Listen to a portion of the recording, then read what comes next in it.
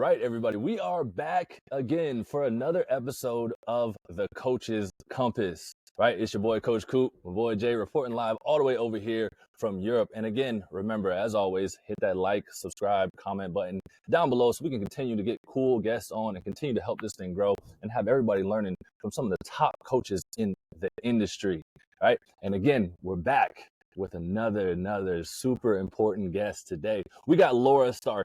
Laura completed her college career as a 4-year track and field athlete and earned her BS in exercise science from Truman State University in May of 2015. Taking the tools she learned from her college career, internship, and various high-level coaches in the NFL, MLB, NHL, and sports performance field, she started Stark Strong Performance LLC in August of 2016. While continuing to learn under her mentor at the NFL level and hone in on speed development and injury prevention with NFL Combine, she developed the program to take the tools only seen at the pro level and share them with middle and high school age athletes. The Speed Enhancement Mentorship was founded in October of 2020 to not only share these high-level tools, but to also create a lifestyle change sustainable beyond our athletes' time with us. So Laura, welcome and thank you for being here with us today. Thank you. I appreciate it. I'm super excited to be here, and I appreciate the invite, and I appreciate the long process getting up here. Hey, we all know the technical issues happen. It's okay. Yeah. And but what we've been doing, we've been peeping a lot of your work. Like I saw all the stuff that you're doing on Stark Strong Performance. Laura, what got you so it says you got started in the industry, like your mentorship, your internship and all that stuff you're learning on the NFL, MLB, NHL, people for the sports performance side. But what got Laura interested in wanting to do this? Well, I think there was always an interest just in sports. You do that your whole life. So there was always the interest there. But what really heightened that, I think, was once I actually got into the field. So kind of a backstory. I ran track in college, as you said. And I always felt like there was something more. Unfortunately, my coach wasn't the best. Definitely wasn't the best at articulating things either. And so I was always asking, like, what can I do to get better at X, Y, and Z? And it was just kind of like a, we'll do it better type answer. It's like, well, yeah. So it was very frustrating to feel like I couldn't ask a question without thinking that maybe he thinks I'm challenging him or whatever. Like I couldn't get better because there was no room for questions and answers there. So when I finally got to a higher level, I was lucky to have so many amazing coaches that I trained under. Actually, Troy Jones, we just brought him up a minute ago before we even popped up on here. He's really the main coach that I attribute all of my knowledge to. So again, I had so many amazing ones. I learned so much. And then when I started training under Troy, I was like, oh my God, this is who I am, because it resonated more with me. But then also the way that he teaches his athletes, it started making so much more sense for me. So I'm like, okay, well, only if I had this as a college athlete, I could have done so much more. And then I realized what he's teaching, it's not just because we're working with NFL players. Like these tools can be taught to an 8-year-old. They can be taught to anyone. It's not complicated. You just need to have it. And unfortunately, I don't see that being spread to other people. You see a lot of like, work hard, let's hustle, let's do whatever. And it's like, okay, well, why don't we actually slow down and understand what are we looking for? What are we trying to make a change? Like, what's the point of the training session today as opposed to just like working hard? So that's really, I think, where I felt very compelled to continue pushing what I'm doing, is because I can see that I'm making a difference for all the kids who were like me, where they knew that there was something more, but didn't really have answers or help to get there. Yeah, I mean, it's a tricky path to go down. I mean, like you got a lot of coaches out there, right? A lot of people that consider themselves good coaches and know what they're talking about. But it's hard to find people that actually know exactly what they're talking about and how to break it down to an 8-year-old, right? Because we can say, because we've been at high levels, right? You've been at a high level in college. What was your first step, like kind of into the industry that like kind of brought you to the place that you're at now? Actually, I would say I might not agree with that. I think it's really easy to teach an 8-year-old because, like, Well, they can I just, agree with you. I think it yeah, is, they but can get it's better at everything. right. As opposed to like the NFL players, like, I'm not, I'm not here. They did good, like they're good. They've been doing really well. And so I feel like a lot of that work is like, let's sharpen for the small off season they have. Let's give the body a little bit of chaos training so that once they get into the game, which is a very chaotic game, like their body's ready for that. I don't necessarily feel like it's always about getting better, more athletic, more whatever at that point. It's about how can we elongate your career. So now bring it back to an 8-year-old or even a 15-year-old.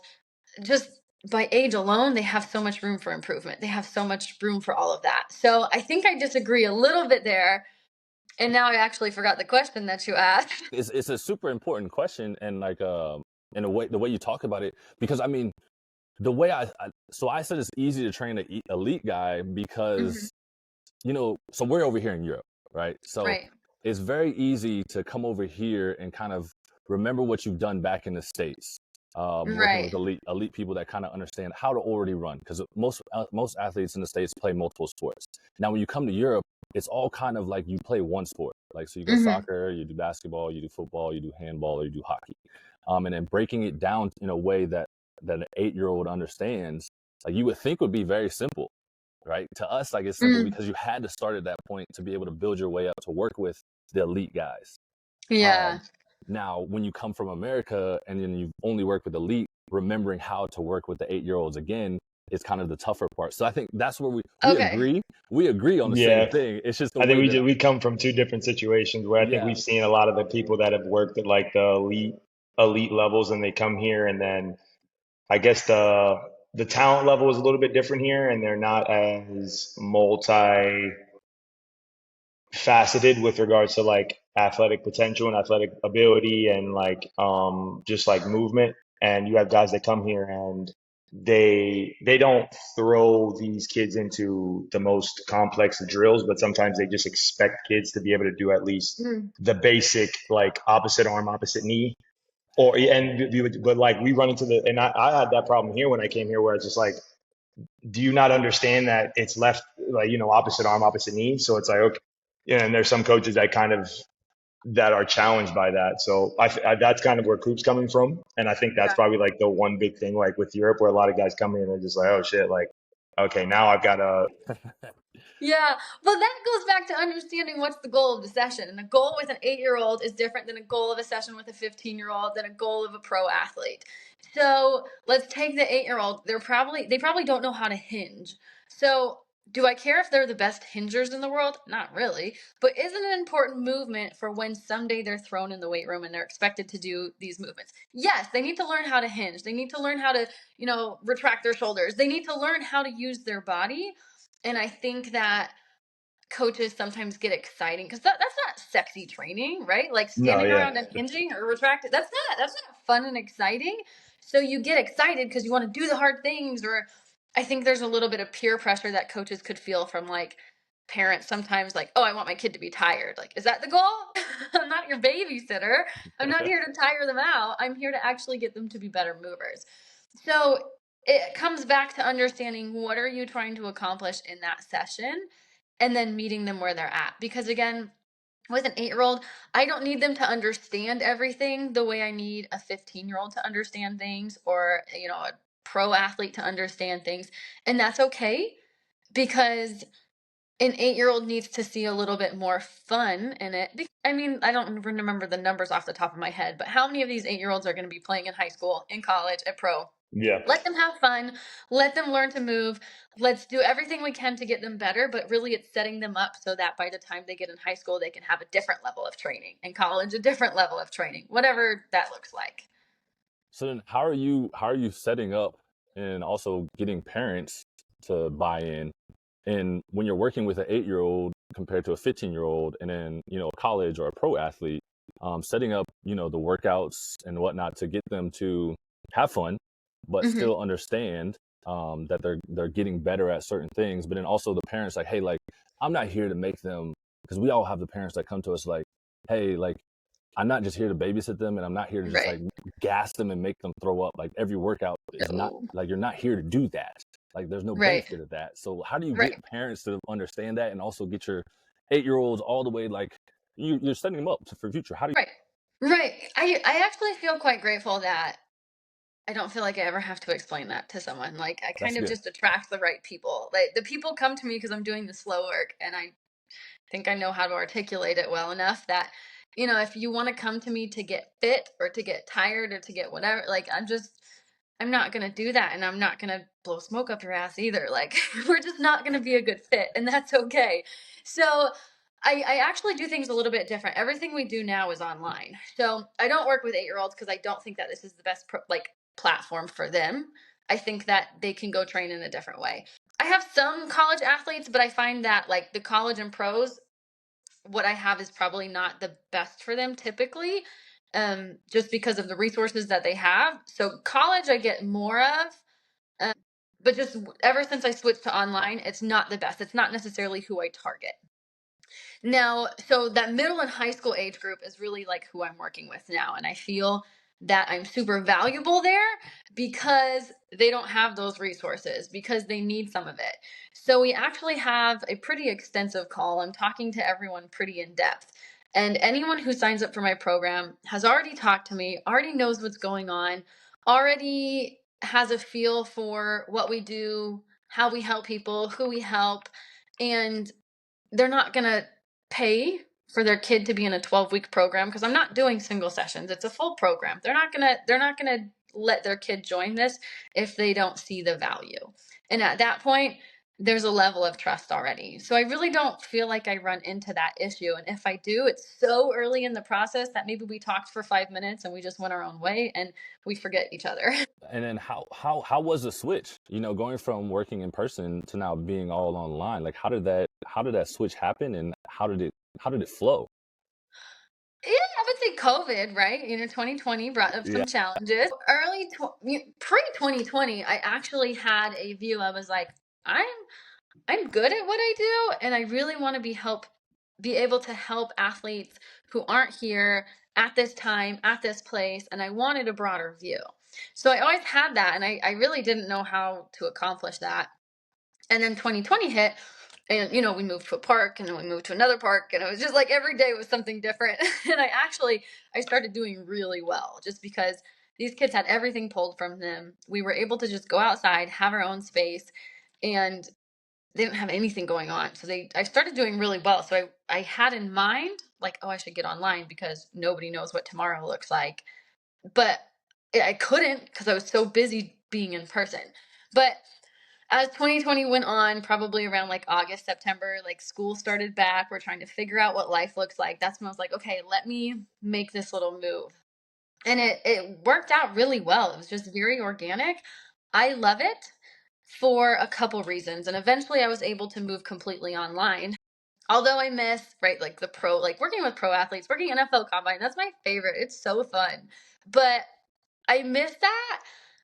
But I feel like I'm doing more, and I'm also able to live a more flexible life for myself, which is really nice. But as far as transitioning into this, why we stayed here was because we started finding that we were able to give our athletes more. So instead of like squeezing everything into an hour here and an hour there, the workouts are important, but then it didn't really give us time for the education to sit down, to go over video analysis, to make sure that they're doing things like creating goals or understanding how to make their own.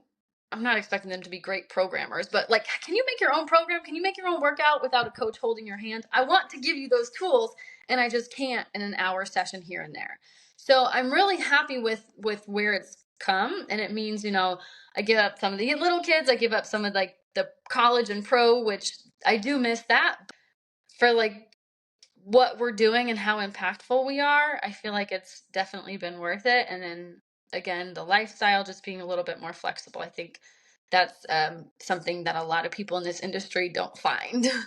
No, not at all. I mean, What is that? especially. Sorry, what does that education process look like for you with with your athletes? Because I feel like that's something that I feel like a lot of people have been trying to do on Instagram, especially me for a case where it's just like not so. You obviously don't want to make the information too complex to where Right. you're speaking to a coach, but you kind of want to simplify it to where an athlete can understand it. Because there Right. obviously are these cases where these athletes are probably going to be on their own for the most part, and a lot of guys you see just go into the gym and have no idea what they're doing. They'll just grab a dumbbell, grab a barbell, and do Hmm. whatever. But so what does that education look like for having these athletes being able to take accountability? Yeah, part of the onboarding process is they actually get the education packet, which is probably like a 30-page slide of things, of whether it's even just like the terms I use, because one person's going to say knee drive and I'm going to say hip lift. And I mean hip lift Yeah. because it's a little bit more specific, but like a lot of this stuff doesn't really matter, but it does matter when I'm coaching you because you need to understand what I'm saying to you. So we start with the education packet. I don't need them to memorize everything, but before day one, they're required to send in a video. And actually, the first video is just an A run. It's very simple. But now we're just getting our feet wet into how this is going to work. You send in a video, and instead of us being like, okay, cool, you did this good, you did this bad, I'm like, okay, Jay, you know, every time you send in a video, coach so and so and I are going to ask for your analysis first. So let's start with, what are the 4 pillars of running and what does each one mean? And so you have to go back in, and part of that homework was to go look at the 4 pillars of running and give me an analysis back.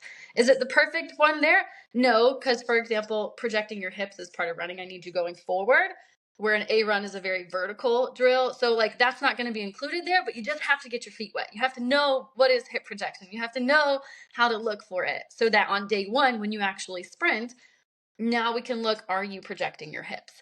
So it starts like at a little bit at a time, and we're always sending them back. So now you send in a video of your deceleration. It's like, okay, well, what are we looking for in deceleration? Not just is this good or bad, but what are we actually looking for? Where are your hips? Where's your foot? Where's your knee? Like, let's look at these things so that you can start understanding. But whether it's just, like the vocab I learned, like dorsiflex, movement at the ankle, that's something that we talk about all the time. I probably learned that in, I don't know, college, but I need my 10-year-olds knowing what dorsiflex means because we're going to talk about dorsiflexing a lot.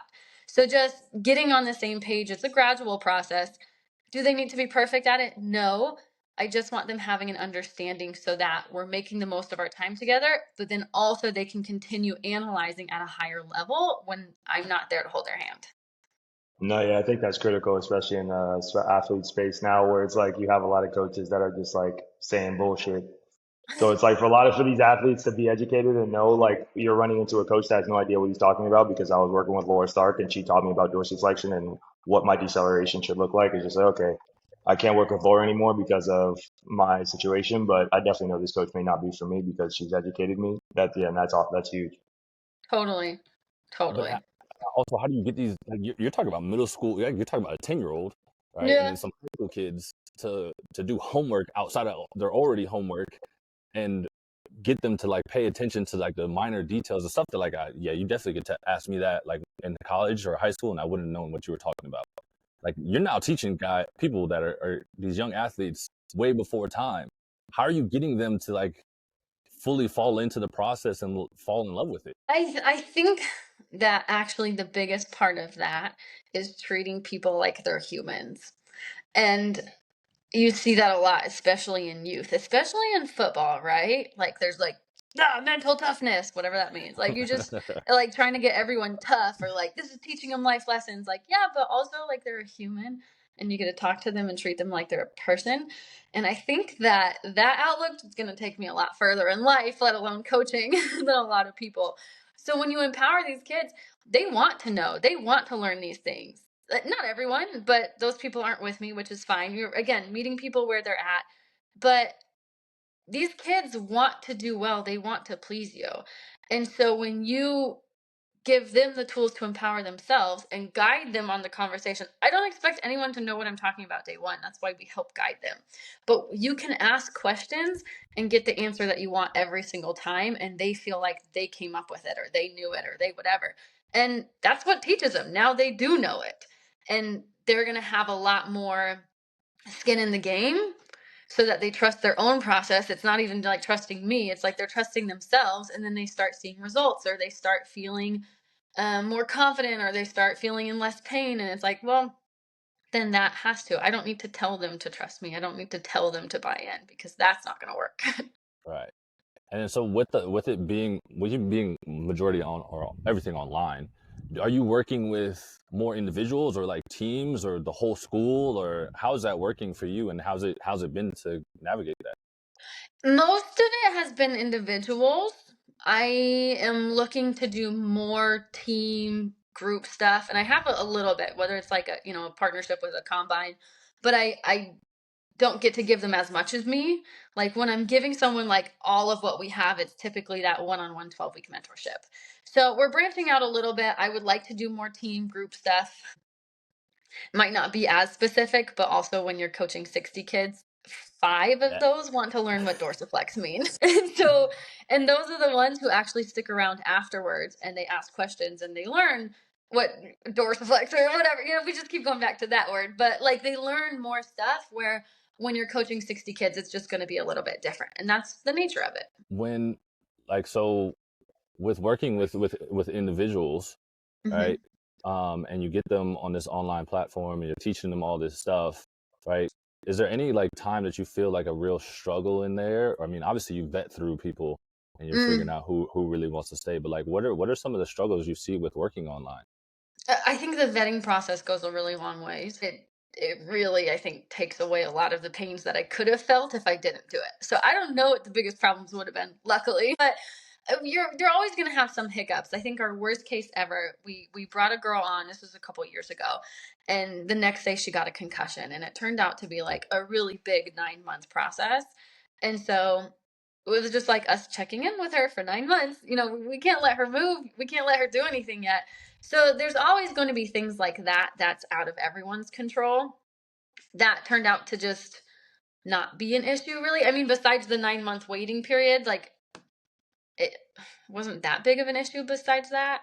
Obviously, would never want her to have to go through that, but that took a little bit of time. And then there's always going to be some kids who like could do a little bit more. Like you see that I want a little bit more out of you. Figuring out how to empower them to feel like this is their thing. That's the important part. Again, I can't tell them over and over to do better. I want more out of you. They have to want it. It's not about Right. what I want, what the parents want. It's the kid has to want to. But you Exactly. also said that you miss, college and combine training. Will we see you back in that soon? I do. I don't know what that looks like. So I do like high school combines now, which is really fun. But I feel the reason that it's so valuable, because NFL combine training is so different than a 1-day combine for high school, so it's Yeah. different. Yes. It allows me to get my feet like back in the little like football combine. I football is actually my favorite sport to train typically. I Really? think it's really fun. I think part of like being in the full NFL combine training, college stuff, you have to have more time to dedicate to that. And I'm not sure where I'm at that's what I have or what I want to prioritize.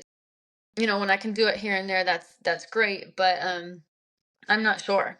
And so now with these high school combines, it allows me to do something. And what I feel like is really valuable is the difference is these kids come to combines and they're laser tested for the first time. They walk away with some hurt feelings. They know that they need to get better at X, Y, and Z, but now no one says how to actually get better at it.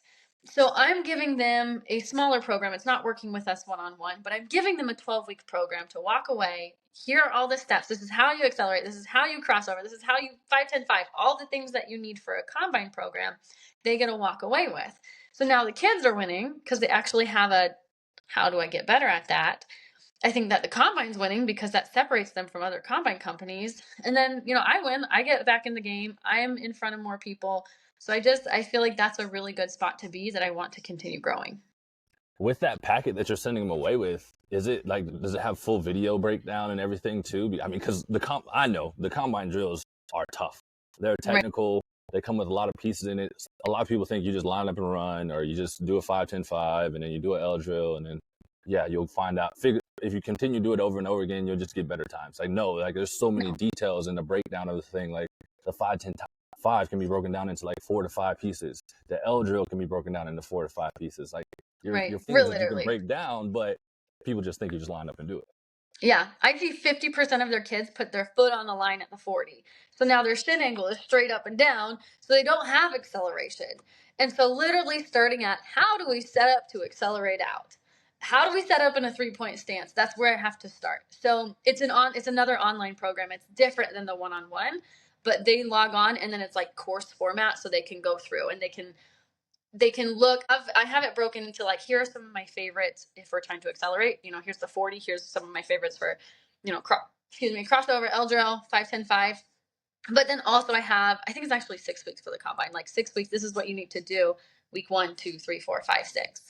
That's dope. I mean, not many people are doing that, and especially for a lot of No. my European athletes, like if they have the opportunity, I would definitely tell them push them your direction, right? Please.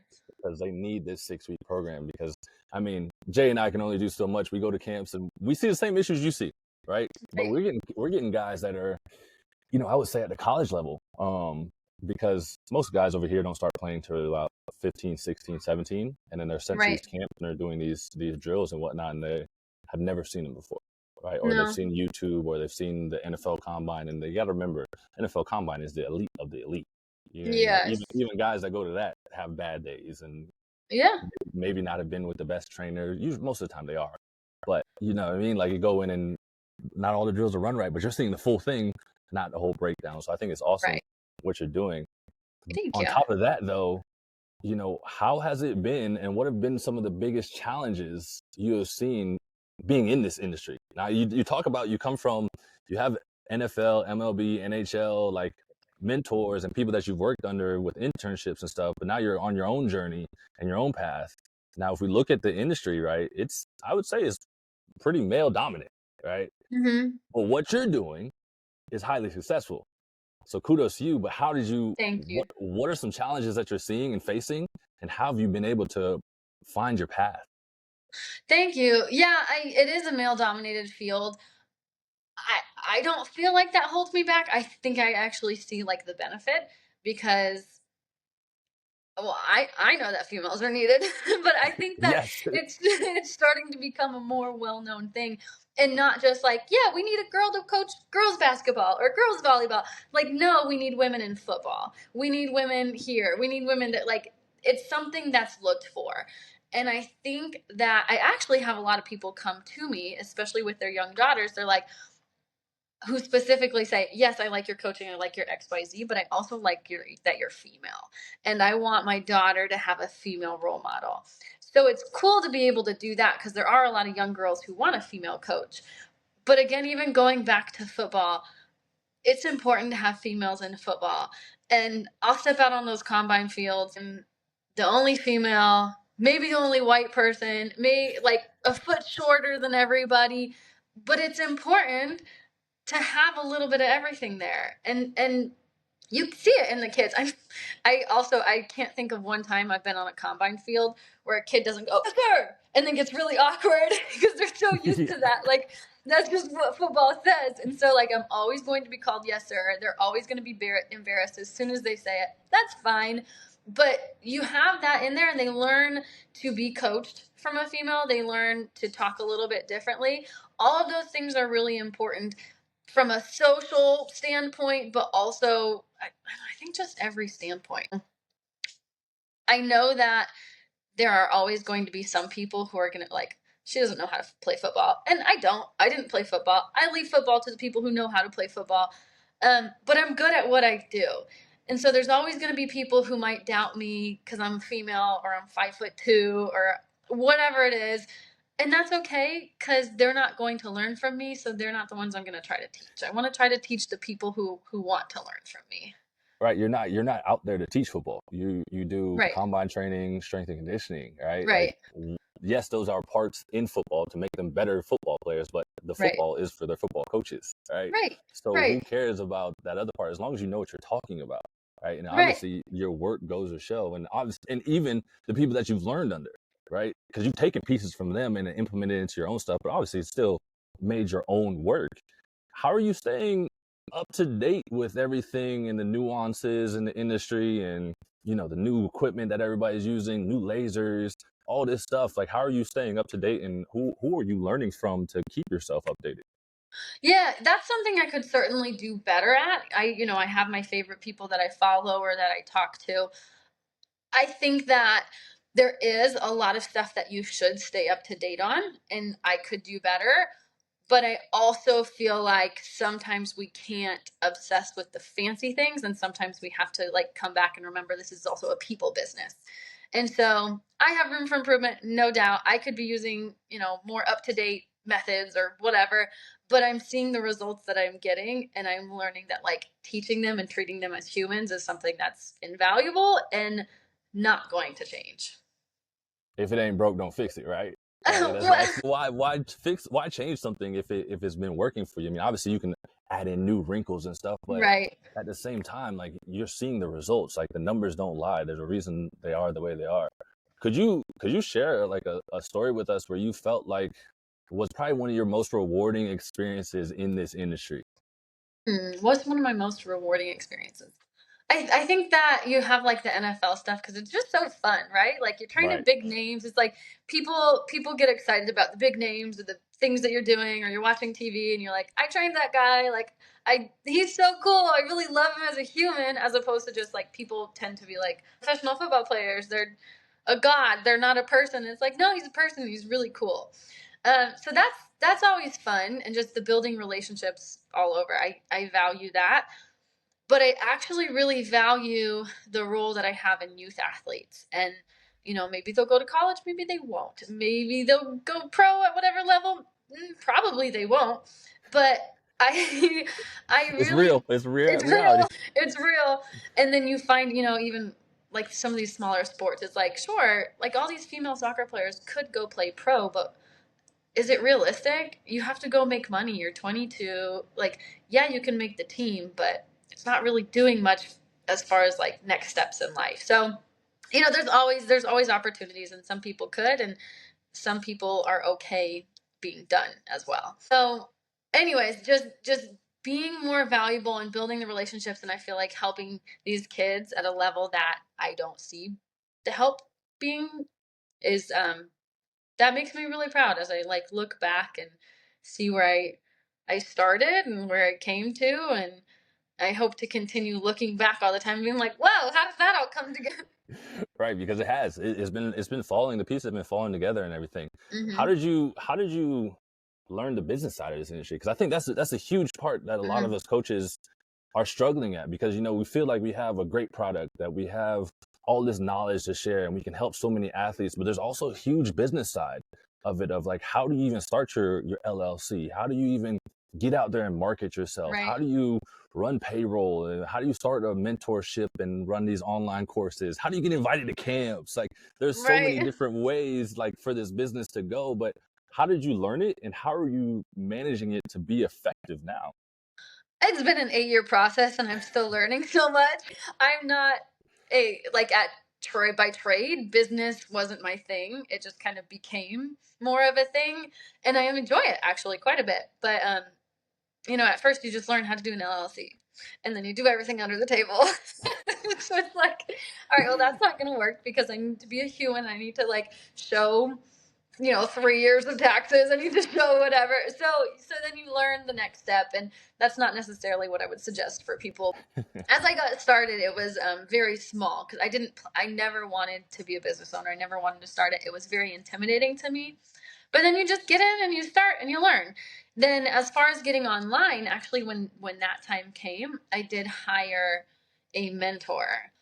And I dropped, I think it was $7,000 at the time. The hurt, the pain. Yeah, it was something that has made me so much more. It was an investment, right? So I was willing to go like, let's go put this money in because I want to go learn to be better at all of those things because I'm not. And all my mentors are good coaches. They're not really good business people. So I had to go learn things, whether it was, just getting online and what do I do and what do I need to do. But then also, right, like my last CPA, actually just recently, the last CPA I had took care of payroll. So I never knew how to do payroll until I moved on from him maybe in August or so. And now I'm learning how to do payroll. And then all of a sudden there's all these other, like, I get a letter from the IRS saying I didn't file my sales and use tax. Like, got to go learn how to do that. So it's still a process. I'm still learning how to do everything because you make changes, and I don't care to be the best I'm going to have a new CPA. I need them to take care of tax stuff. That's not what I care to be the best at. I need to understand a little bit, but it's always a process, and I'm not afraid to invest in people when it makes sense and when I need to get better, but I'm also not afraid to hire out and let my CPA take care of whatever. Right. Yeah. Because I mean, a lot of coaches try to do it all, right? But there's only Right. so many hours in a day, and like where you allocate like your attention to. So if you're so Right. worried about your CPA stuff and all your taxes and everything, Right. it takes away time from you programming and worrying about your athletes. And Right. then you have something else that happens, and new people trying to come in. There's a whole bunch of things going on. Right. Right. And now I get a letter from the IRS and I say, what are they talking about? I don't want Oh, to, you, I don't even you know. help Actually, me. I didn't receive Yeah, that. don't do that. They send you more and more letters. Listen, when the IRS want their money, they will come find you. Yeah. It's for like $100. Like, am I hurting you? Could be for Really? two and try to come find you. I'll pay you $20. That's fine. Yeah, What's yeah. going on? Just tell me what I did. I'll pay it. We'll just move on to the next thing. Yeah. Right. Right. Can you take us through a time that you faced like a very significant setback or a failure, and then how you overcame it, like being in this industry? Hmm. I I feel like that's kind of life, right? There's going to be ups and downs. And I kind of feel like I'm in like this right now, actually. Especially being your own business owner, and I would say my strength is not necessarily like the marketing and the outreach, and so that's something that I What do you mean sometimes feel. your Instagram is booming? I've Well, seen your videos. You know, like the stuff that you're doing out there is popping. I mean, it's good work. So that thank you. marketing right there should be enough. I appreciate it. It's not doing what I want it to do or what I expect it to do. So there's always times, and you have to go back and look at like, okay, well, what's the next step? Is it hiring a marketing person? Is it uh, doing your own marketing? Is it what do you need to change? Or also like, what in the process do you need to change so that you're also being authentic to who you are right now? Because I'm not the same person I was a year ago or 5 years ago. I'm continuing to evolve and change. So there's always going to be some hard times, but I think one of the biggest things I went through pretty hard 6 months. It's been a hard year, and not even talking business, but when it's been a hard year, it just translates over to everything. Everything with everything. Everything. Yeah. Right. So because of that, you have to give yourself a little bit more grace. And I think that people are going to be really hard on themselves. So although maybe I'm not where I want in all these different categories of life, including business, and like, okay, well, look at what just happened. And you need to be kind to yourself and give yourself a little grace. And so now that you're getting through that, let's get your feet back down. Let's think about, what's the next step? Like, take a little action here, take a little action there. And maybe it doesn't end in results right away, but it's getting you where you need to be. So I think that people need to be more gracious with themselves. People need to learn how to love themselves even when they're down. That's something that I'm continuing to learn. And like it's not the last hard time I'm gonna have in my life. There's gonna be more, No. but you gotta get through it, and you gotta give yourself the space to heal from whatever you're going through, so that you can get back up and do better. Well, you're 6 months into the year. Now we're on a whole new month now, so 6 months left to go. I guess it all Right? depends on how you finish it out, right? Do you let the first 6 months determine your whole year, or do you No, change it all certainly around? not. So then if we look at that, what would be, if you look at 15, 16-year-old Laura, what would be your best advice that you would give to her now? 15, 16-year-old Laura. So I think, kind of going off of what I just said, it's like being a little bit more gracious with yourself. You are a hard worker. You are successful. You do all these things. Like, you're always going to go figure it out, but you do need to like love yourself in the process. And you don't always do that.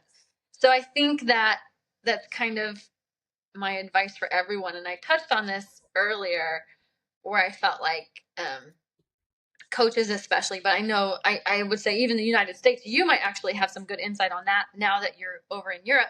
But I think like the hustle mentality and the do more mentality here is really toxic. And you grow up an athlete and a business owner and you have all these things, and so you're this hustle mentality, and then you realize that like actually I think life is more important when you slow down, and there are other things that matter. And although I do want a successful business and I want to keep helping these kids and I see the value that we're adding, I am not defined by that. And so slowing down and realizing like, hey, what do you want out of life? And I think I'm very fortunate that I love what I do. But I also don't think that everyone needs to love what they do. They just need to love their life. And if the way that they make money, they don't love it, then that's okay. Are they happy enough through the process? Are they, fulfilled in other areas? And that's okay. Yeah, it's a completely different lifestyle over here. So I'll say Yeah. because our first year over here was in 2017. Yeah, first year was 2017. And I came over with the American mindset of Yeah. just hustle, hustle, hustle, go, go, go. Don't slow down. Like Right. keep on pushing. Like keep the gas on, put the Right. pedal down and just go. But it's not like that over here. They enjoy life. So when they clock in at 9 and they clock out at 5, there is no thought about work after 5 o'clock. It's Oh, life, well, they right? also took that hour break or whatever, 2 hour break to That's go in home and have so lunch. Spain has a siesta, but Okay. like over here they have the longer vacations. They have free healthcare. Right. College is free. Right. Work hours aren't as long. Like there's higher pay, so you can actually live life. You have so much long vacation. Like long, Right. you have sick days that you're able to use and not worry about losing your job. Like there's so many things that are different over here that I think allow people in Europe, and I don't know anywhere else in the world. I know Europe, Yeah. allow them to actually like enjoy the life and enjoy the things that they work hard for. Yeah. And I think the flip side on it though is like when it comes to sports, it doesn't always correlate because we still No. have that same mindset of like go go go, like hustle hustle hustle, because we're trying to get to that next level. And Right. it's not to say that they don't have it in like soccer or basketball stuff, but we talk about American football. It's not the same over here. Right. Like I said, they have free college. So like a guy like myself that coming from the States, I needed football to go to college. There was no other Right. way for me. To get out So, the streets. There's a lot of yeah, kids who need to get out of where they're from, and college exactly. is their ticket out. Yeah. And then that's my option to go pro. You know what I mean? To earn money, to help my family Yeah. get to the next level, like get somewhere Yeah. else to be more secure. So I think the two sides, like they always butt heads. Right. And I think with us Americans being over here is finding that balance on like, and then how to relate to these guys too, which I think is Yeah. a super fun thing about being from America and then coming over here and then you take time to kind of sit back. And I was hard at it first because when I first came over here, it was like, nah, like this isn't how you play football. This isn't how you work out. Like you're supposed to do it this way. Right. No, like I don't work out 5 times a week and run 5 times a week. And I was like, okay, I got to find a way to like relate to these guys, to get them Right. to understand, to be able to play at a high level, but tailor myself back. You know what I mean? So Right. they can meet me halfway, and then we can start working from there. And Right. then, like you said, I think enjoying life. Yeah. and enjoying what I do, and I think it didn't happen until about 3-4 years ago. I can honestly say when I came back to Europe and was sitting here and like, man, I got to start enjoying the things that I worked so hard for because Right. I was over here doing the same things I would do in America, right? Wake up at 4 Right. o'clock in the morning, work from 5 to whenever, and then Yeah. probably work would never end and never enjoy like all the money that I earned and never travel or anything like that. I was like, you know what? Let me enjoy this. All right. Yeah. So it started leading me down the path of, finding what you're saying, talking about life. But if we look at the future for Laura, what does it hold, and what are the aspirations, and where are we heading in this big picture? Yeah. The future, kind of like I said earlier, I look back and I always had this like very broad, vague idea of like, I want to help more people than just who can meet me. I don't know what I'm going to do. And then it comes. And I think that's, important is like not obsessing over how it's going to work, but like just keep taking little actions. So right now, I feel like I'm in a little bit of a transition period where I'm going to be doing some bigger things. And I don't know exactly what that looks like. And I don't know exactly how it's going to happen. But I know I'm taking little steps. I'm talking to other people. I'm just opening whatever doors, seeing what comes the way, throw the bait out, see what hooks. So I don't know what 6 months looks like. I don't know what a year looks like. I don't know what 5 years looks like. But I can feel that things are transitioning a little bit, and that doesn't mean that I'm going away from the one-on-one. It doesn't mean I'm going away from anything we've talked about. It just feels like we're broadening a little bit, and that makes me excited. So again, I don't know what that looks like, but I'm excited for it. You heard it here first. The transition is happening, guys. Right? It's It's in the happening. works. It's happening here, and I'm excited to see the whole journey. Like we just recently started following you, but obviously scrolled all the way back to look at some of your former work, and then looking at where you're at now. It's like you said, you're not doing what you were doing before, right? You're a whole No. new person. So excited to see what 6 months, a year, 5 years, 10 years from now, what it leads to. Hopefully Thank you. one day we'll see you in Europe and helping us over here coaching a little bit too, and bring you over for a Right, camp we or can have something. this conversation for sure. Right. We But can Laura, certainly have that. before we get out of here, we got our 90-second round. It's one word answers. Didn't prepare you for this. Caught you off Okay, let's guard. go. What All are we right, doing? We got 90 seconds, one-word answers. It's random questions. Are you ready? I'm ready. Is it Here like a we. yes or no, or just like a blue? It could be blue. It could be red. It could be Whatever. Let's protein go. shake. It could be whatever. Shake. All right. Are you ready? Do I have to rapid fire it, or do I get to think?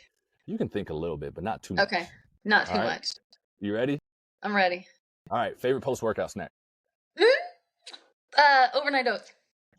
Favorite NFL team? Seahawks. Best concert you've ever been to? J. Cole. Pizza or burger? Oh my gosh, it depends. The quality is what changes, right? I want good pizza over a bad burger. You can't choose both. You got to choose one. But it has to have vacation truffle spot. fries and Okay. truffle fries. Okay. Dream There we vacation go. spot. Back to South Africa for safari. Fastest athlete you've ever trained?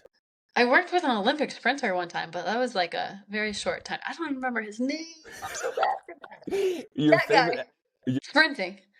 Which do you prefer, a good sprint session or a heavy lift session? Sprint. Best coach in the industry? Troy Jones. What is your number one flaw as a coach? Oh, don't think too hard. My God, that one got me. What's my number one flaw? From my own point of view or from other point of views, right? Your point From of my view. point of view, what's my number one flaw? Is I could be more up to date on things. I could do more research. Okay, last one. Would you rather the ability to speak and understand any language fluently or be able to play any musical instrument masterfully? Language for sure. There it is, This is Laura. fun. We're done. Let's do more. That was fun. I wish I had more. That's all I can think of off the top of my head. All right. But Laura, we appreciate you being here with us today. Thank you for taking time out. So much knowledge dropped in here today. Love everything that you're doing. Continue to do all the hard work, and we can't wait to see where you are 6 months, a year, 2 years, 5 years from now. You got If it. you guys got the opportunity to look up Laura Stark. She's over there at Stark Strong Performance. And if you guys need help with that combine training, which a lot of you do, a lot of my listeners do, please reach out to her because she's got a 6-week program that's running and it's awesome. I appreciate it so much, Coop. I had a great time. Thank you. And we're out.